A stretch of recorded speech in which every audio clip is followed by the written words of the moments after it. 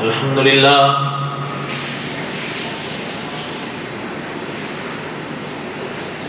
الحمدللہ نحمده ونستعینه ونستغفره ونؤمن به ونتوکل علیہ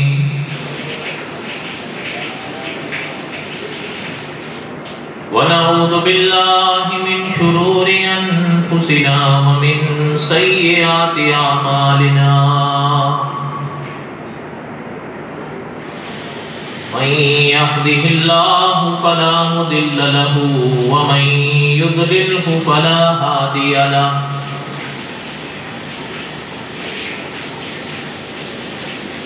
ونشهد أن لا إله إلا الله وحده لا شريك له ونشهد أن سيدنا وسندنا ومولانا محمدا عبده ورسوله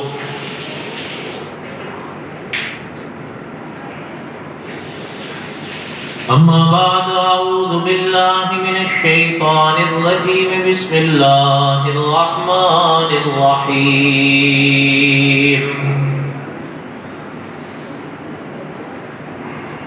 الف لام را تلك آيات الكتاب المبين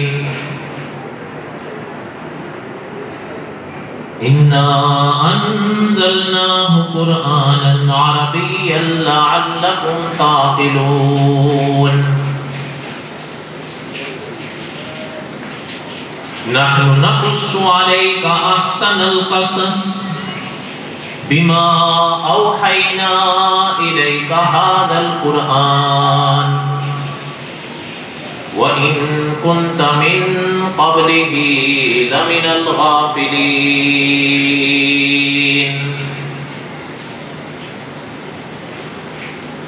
وقال النبي صلى الله عليه وسلم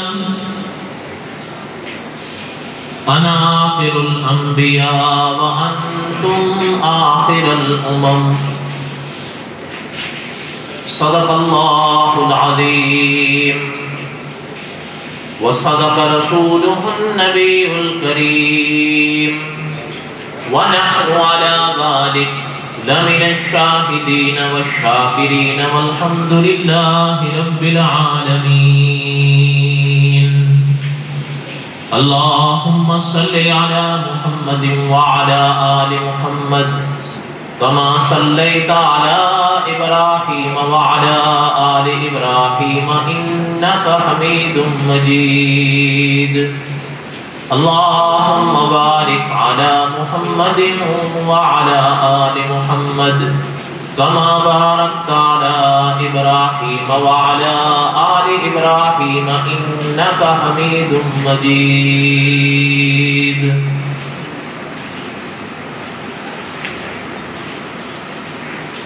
ہمہ قسم کی حمد و ثنا اللہ ذات بنی ذلدار ذات کی پاک ذات کے لیے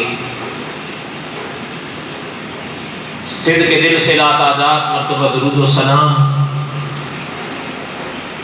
امام الانبیاء حضرت محمد رسول اللہ صلی اللہ علیہ وسلم کی پاک ذات کے لیے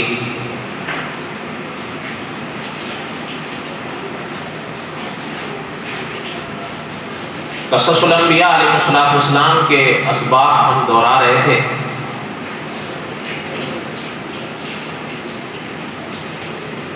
اور حضرت موسیٰ علیہ السلام کے واقعات کو میں پڑھ رہا تھا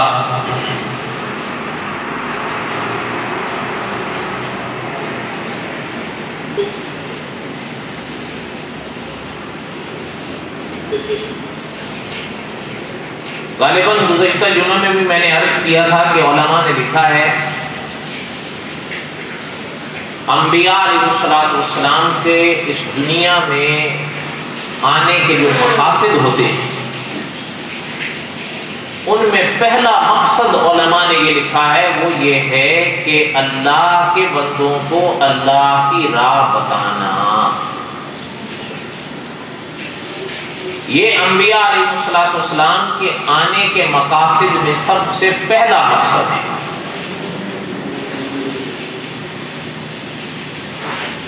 علماء نے لکھا ہے اور بعد کی باتیں اور وہ بعد میں آتی ہیں.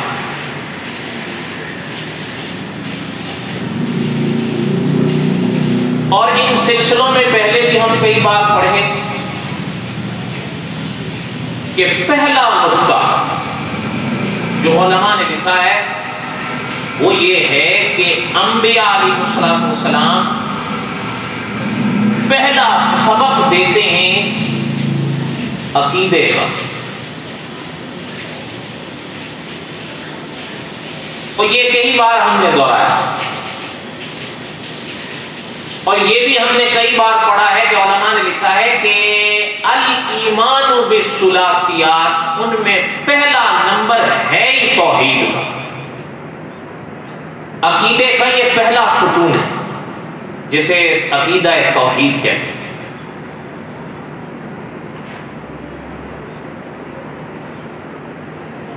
صاحب قصص الانبیاء نے لکھا ہے کہ انبیاء علیہ السلام کے واقعات کو علماء نے لکھا بھی، علماء نے پڑھایا بھی، علماء نے ان کو سکھایا بھی.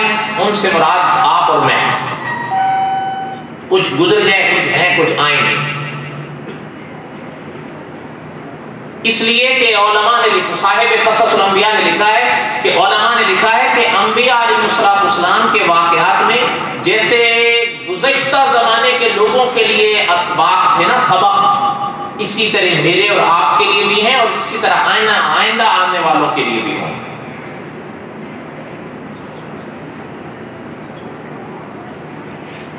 بہرحال باتیں تو کئی طرح کی پہلے بھی عرض ہوئی اور ہوتی رہتی ہیں.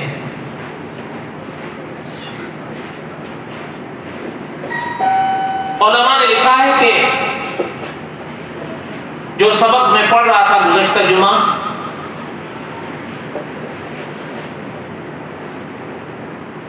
کہ جب حضرت موسیٰ علیہ السلام نے اپنے معجزے پیش کیے فرعون کے آگے، ظاہر بات ہے ان معجزات کا مقابلہ کرنا تو اس کا کیا کسی کے بھی پاس کا کام نہیں تھا. اس لیے کہ علماء نے لکھا ہے مثنوی کے حوالے سے کہ معجزہ یہ اللہ کی قدرت ہوتی ہے، اللہ کا فعل ہوتا ہے معجزہ. بلکہ یہاں تک علماء نے لکھا ہے کہ فرعون کا تو چلے اپنے دائرے تک اس کا حکم چلتا تھا، اگر بفرض محال اس کا حکم مشرق سے مغرب تک بھی پہنچتا تب بھی معجزات یا معجزے کا مقابلہ کرنا اس کے بس کا روگ نہیں تھا. اس لیے حضرت موسیٰ علیہ السلام نے جو پہلے مرحلے پر اس کے سامنے دو معجزے اللہ کے حکم سے پیش فرمائے، ایک لاٹھی کا سانپ بننا اور دوسرا آگ کا روشن ہونا، ان کا مقابلہ اس کے بس کا کام نہیں.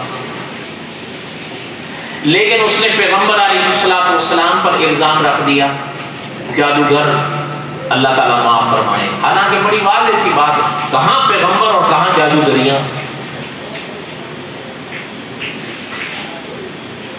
اب جب اس کے ہاں یہ سلسلہ ہوا تو علماء نے لکھا ہے جو سبق ہم پڑھ رہے تھے، اس نے مشورہ کیا اپنے والوں سے کہ بتاؤ کیا کریں. اچھا، یہ بھی اس بات میں علماء نے لکھا ہے، بلکہ کئی علماء نے الگ الگ مواقع پر لکھا ہے کہ کبھی کبھی ایسا ہوتا ہے کہ اللہ ذو الجلال والاکرام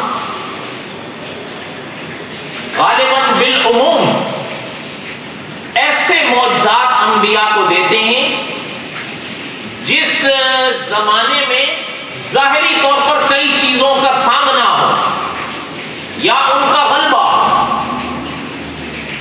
مثلا علماء نے لکھا ہے کہ حضرت موسیٰ علیہ السلام کے زمانے میں جادو کا بہت زور تھا، حتیٰ کہ علماء مفسرین نے لکھا ہے کہ فرعون کے دربار تک بھی بڑے بڑے جادوگروں کی پہنچ تھی.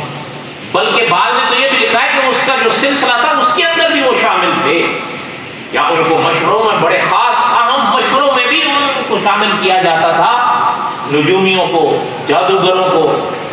اور یہ تو شاید پہلے بھی ہم نے پڑھا ہے، آپ کو یاد ہوگا کہ جب فرعون کا جب پہلے مرحلے پر جو اس نے بنی بنی اسرائیل کے لیے ایک قانون بنایا تھا بچوں کے قتل کا، تو اس وقت ہم نے پڑھا تھا کہ علماء نے لکھا ہے کہ کئی اقوال میں سے ایک قول یہ تھا کہ نجومیوں نے اس کو کہا۔ بہرحال اس سے بھی پتہ چلتا ہے کہ اس کے سلسلے میں وہ شامل تو تھے، جس حد تک یا جس مرحلے تک بھی تھے۔ اس لیے علماء نے لکھا ہے کہ اس زمانے میں جادوگری ایک بہت بڑا زور تھا،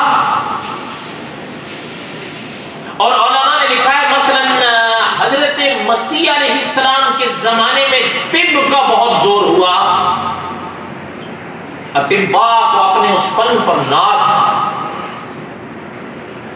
حتیٰ کہ بعض علماء کا فیصلہ یہ ہے کہ وہ اپنا یونان کے ہی وہ لوگ تھے جنہوں نے یہ دعویٰ کیا تھا اس زمانے میں کہ گر کوئی خاتون یا کوئی صاحب اگر آپس میں نہیں ملتے تو اب کسی جاندار کا انسان کا جنم نہیں ہو سکتا۔ یعنی ان کو اپنے فن پر اتنا گھمنڈ ہونے لگا تھا۔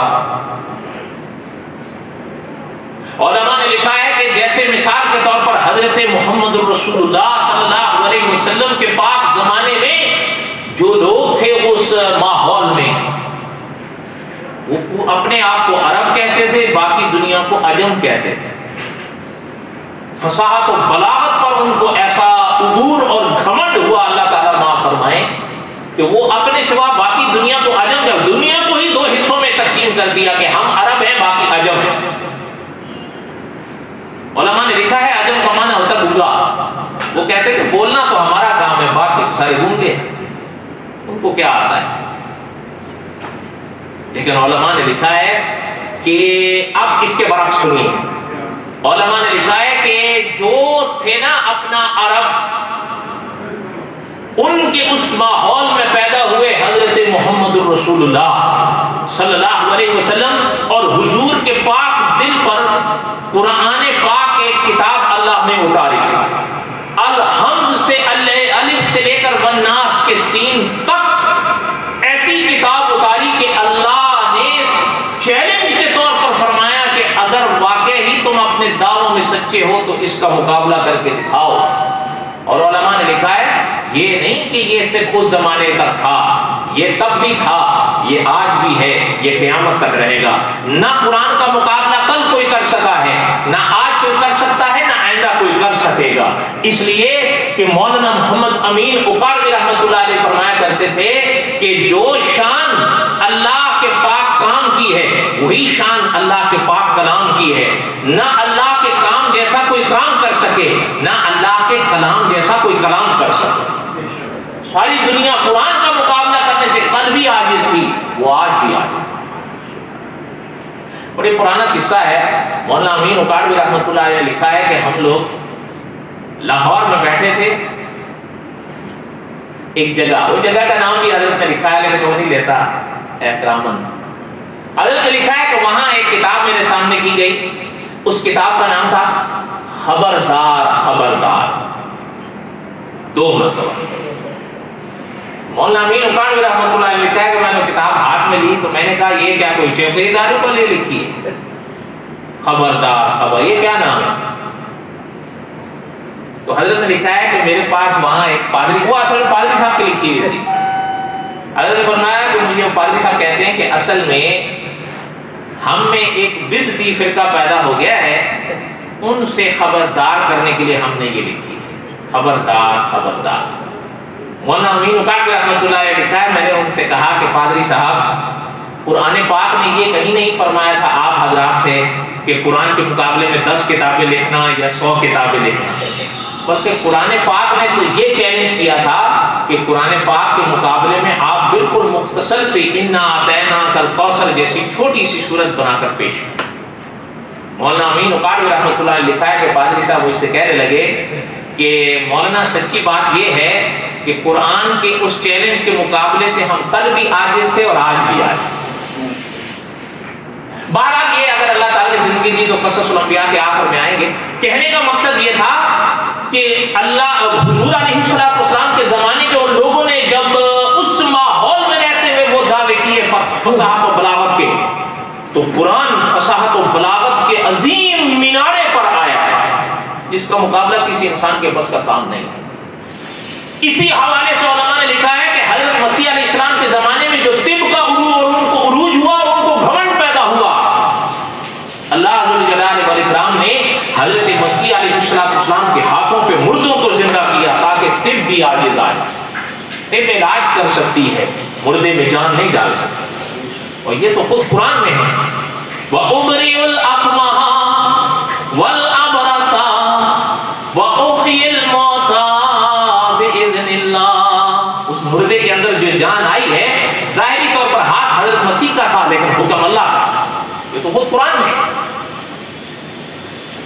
اچھا خیر، اپنا اسی حوالے سے علماء نے لکھا ہے کہ حضرت موسیٰ علیہ السلام کے زمانے میں جادو کا زور تھا۔ اللہ ذوالجلال والاکرام نے پیغمبر کے ہاتھوں پہ وہ معجزات ظاہر فرمائے کہ کسی جادوگر کے اندر طاقت نہیں تھی ان معجزات کے مقابلے، اس لیے کہ جادوگر جادوگریاں دکھا سکتا ہے، معجزات اس کے بس کا روگ نہیں ہے، معجزے خدا کی قدرتیں ہیں۔ کوئی بات آپ کو سمجھ میں ہے؟ بولو تو بہرحال علماء نے لکھا ہے کہ جب یہ تو ضمن بات آئی میں نے عرض کر دی، علماء نے لکھا ہے کہ فرعون نے جب حضرت موسیٰ علیہ السلام کے ان دو معجزوں کو دیکھا، اپنے والوں سے مشورہ کیا کہ مشورہ دو کیا کریں۔ اللہ ذوالجلال والاکرام نے قرآن پاک میں فرمایا ہے یَأْتُوکَ بِكُلِّ سَاحِرٍ عَلِیمٍ۔ انہوں نے کہا وہ کرنا کیا ہے؟ بلاؤ، سارے جادوگروں کو بلاؤ، اور یہ بھی نہیں کہ بس جادوگر، ماہر جادوگر ہو۔ اللہ تعالیٰ معاف فرمائے، ان کا کہنا یہ تھا انہوں نے جادوگری دکھائی ہے تو ہم جادوگری کا مقابلہ جادوگری سے کروائیں گے، ہمارے لیے کیا مشکل ہے؟ جناب آپ کے لیے کیا مشکل ہے؟ حکم کرو سارے آ جائیں۔ علماء نے لکھا ہے، خیر بہرحال یہ تو بڑی سمجھنے والی آسان بات ہے نا، فرعون کے لیے سب کو اکٹھا کرنا کیا مشکل تھا؟ سب کو بلا لیا، جتنے تھے سب کو، جو اس کے ہر طرف اس نے پیغام بھیجنا تھا، اور اس کا پیغام بھی مولانا عبدالرحمن صاحب رحمۃ اللہ علیہ نے لکھا ہے یہ تھا کہ جس کو یہ پیغام پہنچے وہ ہر جادوگر میرے پاس دربار میں حاضر تھی، ہمیں کام ہے اس سے۔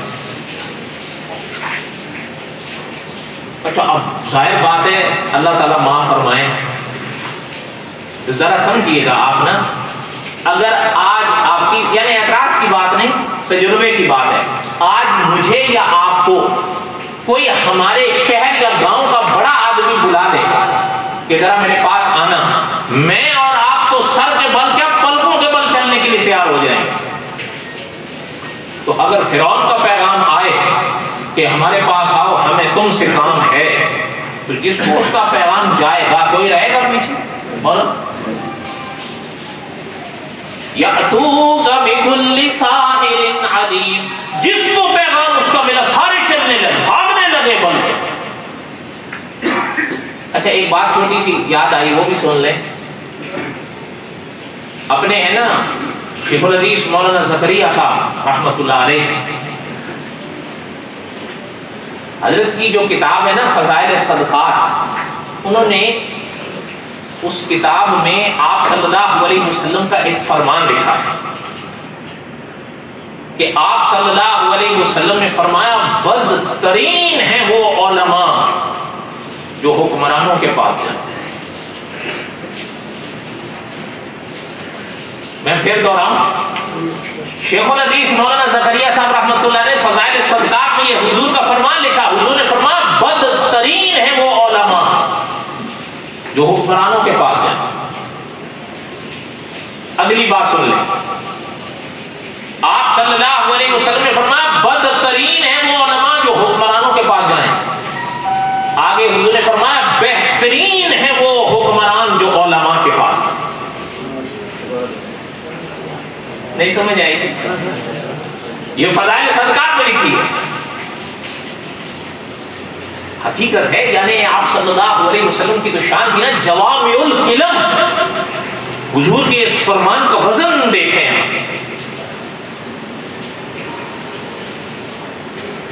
بہرحال یہ تو مجھے ایسی بات یاد آئی، میں نے عرض کر دی، یاد رہے گی؟ بولو تو صحیح۔ فضائل صدقات میں ایک مقام پر شیخ الحدیث مولانا زکریا صاحب رحمۃ اللہ علیہ نے علماء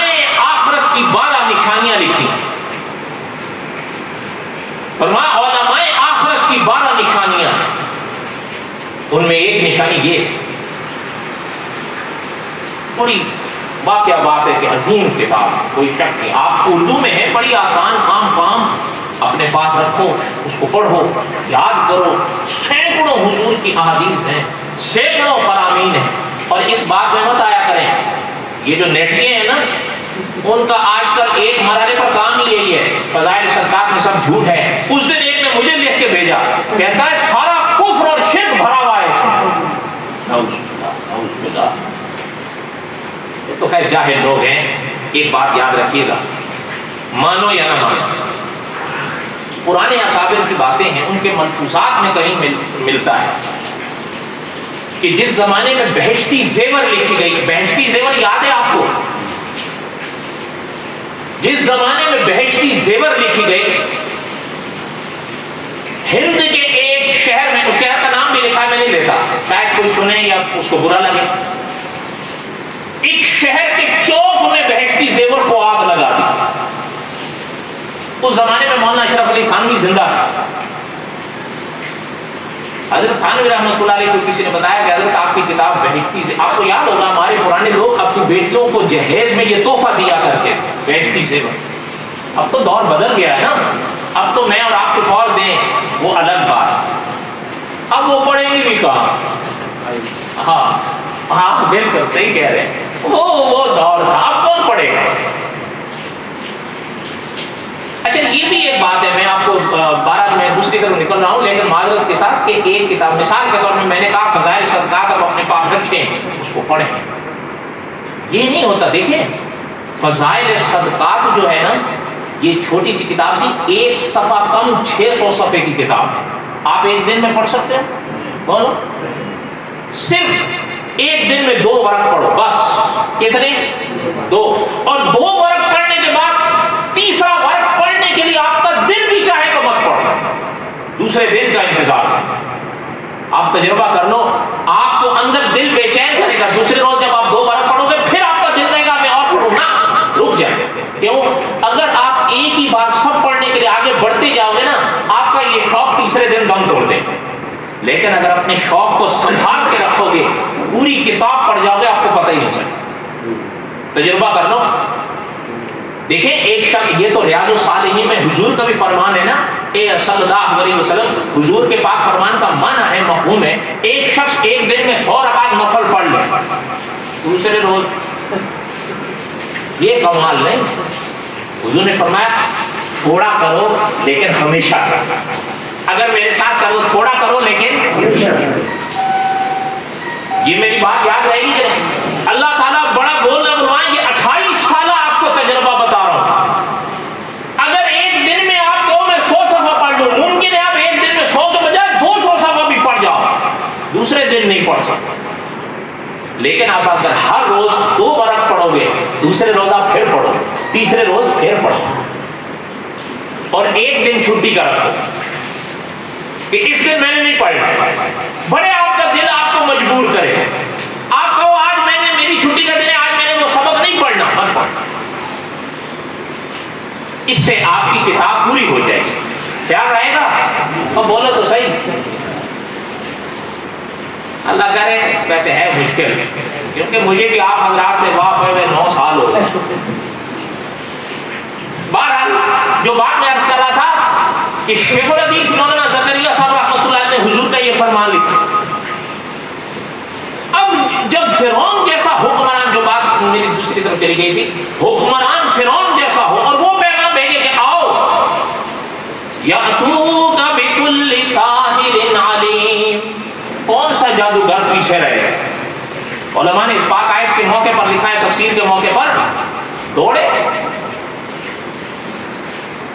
ایک نہیں سینکڑوں دوڑے، بلکہ گزشتہ میں ہم نے پڑھے ہزاروں دوڑے. اب آئیے اس بات پر جو پچھلی جمعہ ادھوری رہی اس کو پورا کر دیں. یاد ہے آپ کو پچھلی جمعہ کچھ میں ادھورا چھوڑ گیا تھا قبرستان کے بارے میں، وہ سنیں تاکہ وہ پورا ہو جائے، وہ بھی اسی موقع کا ہی. میں نے عرض یہ کیا تھا کہ مولانا ادریس کاندھلوی رحمۃ اللہ علیہ نے اصول اسلام میں مثنوی کے حوالے سے ایک واقعہ لکھا، اور مثنوی کیا ہے وہ میں نے اس گزشتہ جمعہ میں عرض دیا. اس میں لکھا ہے کہ فرعون کا ایک قاصد یہ پیغام لے کر 2 جادوگروں کے پاس آیا اور وہ دونوں بھائی تھے. اور علماء نے لکھا ہے کہ وہ اپنے فن کے بڑے ماہر ہیں. تو میں نے ابھی عرض کیا نا یأتوک بکل ساحر علیم. انہوں نے صرف یہ نہیں کہا تھا کہ آپ جادوگروں کو بلاؤ, انہوں نے کہا تھا ماہر جادوگروں کو بلاؤ. تو یہ 2 بڑے آپس میں ماہر تھے. اچھا, ان کے پاس بھی جب پیغام آیا تو میں نے ابھی عرض کیا نا جب پیغام فرعون کی طرف سے ہو تو کون نہیں جائے. البتہ جو قاصد آیا تھا ان سے ان دونوں بھائیوں کی بات ہوئی, بھئی کیا بات ہے, کچھ تو بتا کے جاؤ. پیغام تو ٹھیک ہے کہ بھئی مطلب فرعون بلا رہا ہے, وہ بات کیا ہے. ان کا کہنا یہ تھا کہ بات یہ ہے کہ بھئی بادشاہ کے دربار میں 2 درویش آئے ہیں اور یہاں تک کہ بادشاہ بھی پریشان ہو گیا کہ ان کا مقابلہ کیسے کروں. ان کے پاس بہت کچھ ہے, ان کا کچھ بھی نہیں ہے لیکن مطلب لاٹھی ہے, بہت کچھ کا کیا مطلب سامان سازو سامان تھوڑا لیے میرے پاس, ایک لاٹھی ہے ان کے پاس اور وہ لاٹھی لے کر آئے لیکن اس کا کوئی مقابلہ نہیں کر سکتا. کیا مطلب ہوتا ہے, لاٹھی ڈالتے وہ سانپ بن جاتی اور ایسی سانپ بنتی ہے کہ بھئی اس کو تو دیکھ کے حالت خراب ہو جاتی. تو بہرحال جو بھی آنا ہے بادشاہ سے خود بات کر لینا, آ جانا. مقصد بادشاہ کا یہی ہے کہ ان کا مقابلہ کرنا. یہاں تک بات یاد ہے. وہ تو چلا گیا اور یہ دونوں بھائی آئے اپنی والدہ کے پاس اور والدہ سے کہنے لگے کہ ہم نے وہاں جانا ہے لیکن وہاں جانے سے پہلے بادشاہ یعنی فرعون کے ہاں جانے سے پہلے ہم اپنے ابو کی قبر پر جانا چاہتے ہیں. آپ کو پتا ہے کہ صرف مسلمانوں میں قبرستان کا سلسلہ نہیں ہے, اور بھی اقوام میں ہے. اہل کتاب میں تو ہے ہی ہے, چاہے وہ ہوں یا یہ ہوں. اس لیے ہم پہلے وہاں جانا چاہوں تو علماء نے لکھا ہے اس واقعے کی شرح میں کہ ان کے والد مر گیا تھا اور یہ جو جادوگری کا سلسلہ تھا وہ انہوں نے سیکھا ہی اپنے باپ سے تھا. اور ظاہر بات ہے جب آپ مجھے سکھائیں گے وہ اور بات ہوگی, لیکن اگر اللہ نے آپ کو کسی فن سے نوازا ہے وہ آپ اپنی اولاد کو سکھائیں گے وہ اور بات ہوگی. کیونکہ تفسیر مکی میں چھپا ہے ہر شخص چاہتا ہے کہ میں سب سے آگے رہوں, لیکن اولاد انسان کو اتنی پیاری ہوتی ہے انسان چاہتا ہے ہماری اولاد ہم سے بھی آگے جائے. اس لیے جو باپ کے پاس ہوتا ہے وہ وہی چاہتا ہے کہ میرا بیٹا اس میں ماہر ہے. صحیح بات ہے یا نہیں؟ جو باپ جادوگر تھا اور بڑا ماہر جادوگر تھا اس نے اپنے ان دونوں بیٹوں کو خوب سکھایا جتنا اس کے بس میں. مر گیا, انہوں نے امی سے کہا کہ ہم جانے سے پہلے والد کی قبر کے پاس پہ جائیں گے پھر وہاں سے چلیں. انہوں نے کہا ٹھیک ہے ہم بھی آپ کے ساتھ چلتے ہیں قبرستان تک. والدہ ان کو لے کر یا وہ والدہ کو لے کر آ گئے جہاں ان کے ابو دفن تھے. بات سمجھ میں آ رہی؟ جب وہاں آ گئے تو والدہ تو چلی گئی واپس, لیکن مولانا ادریس کاندھلوی رحمۃ اللہ علیہ نے مولانا روم رحمۃ اللہ علیہ کے حوالے سے لکھا ہے کہ ان دونوں نے وہاں 3 روزے رکھے. واللہ عالم یہ ان کا کیا عمل تھا. روزے کا ذکر ملتا ہے, کچھ ہوگا ان کا عمل یا عملیات میں سے اس زمانے کی, اللہ بہتر جانتے ہیں. کیونکہ یہ چیز یاد رکھیں, یہ تو قرآن پاک سے بھی پتہ چلتا ہے کہ روزے صرف مسلمانوں پر نہیں ہیں, پہلی اقوام پر بھی رہیں اور فرض رہیں. صحیح ہے یا بولو تو صحیح. تو پرانے زمانے میں چلتے آ رہے ہیں. اس لیے انہوں نے اور مولانا روم رحمۃ اللہ نے لکھا کہ انہوں نے 3 روزے رکھے. اچھا 3 روزے رکھے اور 3 کے بعد انہوں نے یہ کہا. اب اس میں پھر اگلی بات ہے, یعنی یہ جو آبھاس چھیڑی جاتی ہے نا کہ انہوں نے باپ سے کہا, حالانکہ باپ کہاں تھا ابھی بتایا میں نے, قبر میں ہے نا. تو پھر وہ سوال اٹھ پڑا تھا کہ جی باپ تو مردہ تھا تو کیسے سن لیا. ان آبھاس کو فی الحال رہنے دیں, اللہ نے اگر کبھی موقع دیا تو اپنے مرحلے پر آئیں گی. ویسے مجھے علامہ خالد محمود صاحب کی ایک بات یاد آئی ہے تو وہ سنا. علامہ خالد محمود صاحب ایک جگہ تشریف لے کر گئے, درس کے دوران حضرت سے کسی نے یہ سوال کیا کہ حضرت مردے سنتے ہیں کہ نہیں. علامہ خالد محمود صاحب نے دیکھا بھیا یہ شخص شرارت کر رہا ہے, کچھ مسئلہ ہوا آپ کا, ظاہر بات ہے وہ موقع پر تھے نا, ہم تو نہیں تھے. لیکن علامہ خالد محمود صاحب کا وہ سوال چٹ پڑنے کا اور جواب حضرت کے خطبات خالد میں چھپا ہے. حضرت نے فرمایا بھائی بات یہ ہے،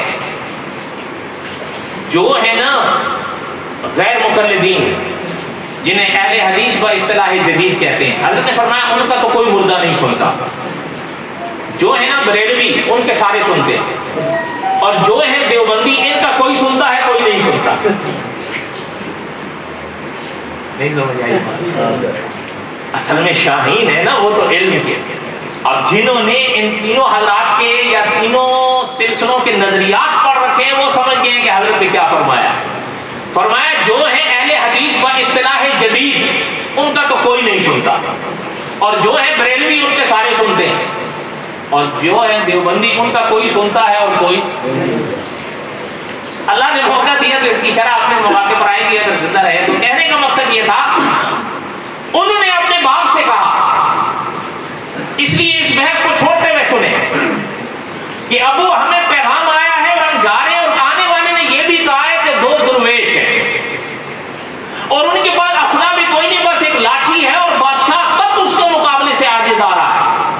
ہم صرف آپ سے پوچھنا چاہتے ہیں کہ یہ کیا ہے، ہم جائیں نہ جائیں، اگر جائیں بھی تو مقابلہ کریں نہ کریں، کیا سلسلہ ہے ہمیں سمجھ میں نہیں آتا.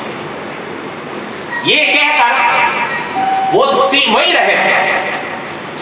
اچھا وہ اپنے مرحلے پر سو گئے. مولانا روم رحمۃ اللہ علیہ نے لکھا ہے، مولانا ادریس کاندھلوی رحمۃ اللہ علیہ نے حضرت ہی کے حوالے سے لکھا ہے کہ خواب میں والدہ، اور والد کا کہنا یہ تھا کہ تمہاری بات ہم نے سنی، ہم جس جہان میں ہیں ہم سچوں کے جہان میں ہیں، لیکن کھل کر نہیں تمہیں کہہ سکتے، ابھی تم اس جہان میں ہو، اور یہ جہان یہ دار الامتحان ہوتا ہے. اس لیے میں صرف تمہیں ایک نشانی بتا سکتا ہوں، آگے تم خود جادو میں ماہر ہو، جا کر پرکھ لینا. کہا ابو کیا؟ انہوں نے کہا نشانی یہ ہے کہ جا کر پہلے دیکھو، مقابلے سے پہلے جا کر دیکھو کہ وہ درویش کہاں ہیں.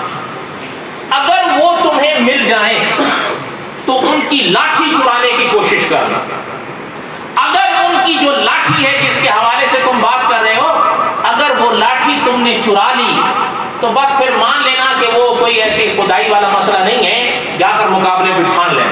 اور پھر جہاں تک جادو کی بات ہے تمہارا مقابلہ شاید ہی کوئی کر سکے، تم اپنے فن میں اتنے ماہر ہو، جا کر ان کی لاٹھی کو چرا لو تو بس بات سب. اور اگر ان کی لاٹھی تم نہ چرا سکے تو پھر میری یہ بات دل میں گرے لگا کے رکھ لینا کہ پھر وہ خدائی کرشمہ ہوگا اور وہ خدا کے فرستادہ ہوں گے، پھر قدم پیچھے کر. بات کی بات سمجھ میں آئی؟ بولا تو صحیح.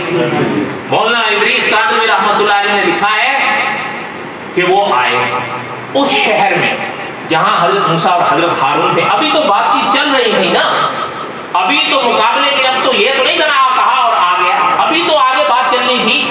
اچھا یہ جب آئے تو دیکھا، پتہ کیا کہ بھئی وہ کہاں ہے. پہنچتے چلتے چلتے ایک جگہ آئی وادی. مولانا روم رحمۃ اللہ علیہ نے لکھا ہے کہ وہاں ایک درخت تھا اور اس درخت کے نیچے حضرت موسیٰ اور حضرت ہارون دونوں سو رہے. اور یہ چیز اگر آپ یاد کر لیں جو حدیث شریف میں فرمایا گیا، پیغمبر سوتے ہیں، پیغمبر کی آنکھ تو بند ہوتی ہے لیکن دل، یہ ذہن میں رکھیے. اچھا جب وہاں پر وہ دیکھے دونوں بھائی بھی سو رہے ہیں اور حضرت موسیٰ کے پاس لاٹھی پڑی ہے، دو میں سے ایک نے کہا کہ بس اب رک جاؤ، اب جو ابو نے نشانی بتائی یہ موقع ہے اس کا. وہ قریب ہوا، ہاتھ بڑھائے بھی، وہ تو سو رہے ہیں، ہم نے لاٹھی چرانی اٹھا کے تو نکل گئے تو بس پھر ہمارے لیے راستہ صاف ہوگا. وہ جب جیسے ہی آگے ہاتھ بڑھائے تو مولانا ادریس کاندھلوی رحمۃ اللہ علیہ لکھتے ہیں کہ لاٹھی فوراً اژدہا بن، اور جیسے ہی بنی تو اس کی طرف لپکی، وہ تو مارے دم کے دونوں سر پہ پیر رکھ کر بھاگ گئے. اچھا پھر وہ لاٹھی اپنے مقام پر. اچھا وہ جب وہاں دیکھا انہوں نے کہا وہ ابو نے کہا تھا اگر یہ پھر ہمارے بس کا کام نہیں ہے، پتہ یہ چلا ہے یہ جادو نہیں ہے. سامنے والا کہتا ہے کیوں؟ اس نے کہا بات یہ ہے یار تم بھی تو جادوگر ہو، میں بھی تو جادوگر ہوں، ہمیں ابو نے بتایا تھا کہ جادوگر جب سو جاتا ہے اس کا جادو تھم جاتا ہے، اس کا جادو تبھی حرکت میں آتا ہے جب جادوگر حرکت میں ہو. وہ تو سو رہے ہیں، اللہ معاف کرے اگر وہ جادوگر تھے یہ کیسے اژدہا لاٹھی اژدہا اور اژدہا لاٹھی بن رہی ہے.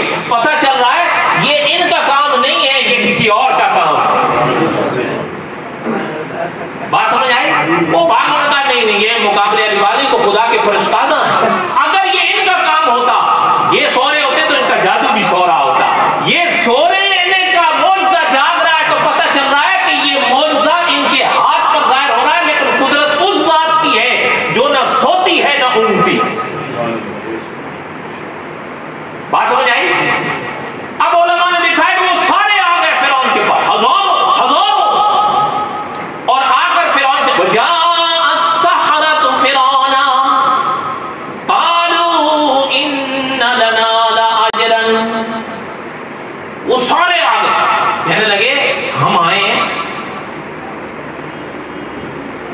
بقایا کا قصہ انشاءاللہ 2 ہفتے بعد. وما علینا الا البلاغ المبین سنت ہے.